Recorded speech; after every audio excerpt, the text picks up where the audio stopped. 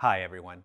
Today we're going to show you how to submit a trouble ticket for service issues for your Pioneer account on SmartHub using your Android mobile app. Let's get started. First, log into your SmartHub app. On the SmartHub home screen, press the Report an Issue Inquiry option at the top of the screen. Then select Communications Issue. Here you will select your service type and issue from the corresponding selections. Give a description of the issues you are experiencing in the comments box. Try to be as detailed about the issue as possible, as this will help the technician to properly troubleshoot. Once everything has been filled out, select Continue. Here, list the phone number you would like to be called at in the Phone section. Next, toggle both switches to red. Then click Send.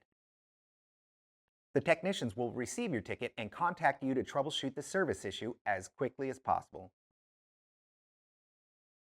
If you need more help or have any questions, visit us at gopioneer.com/support.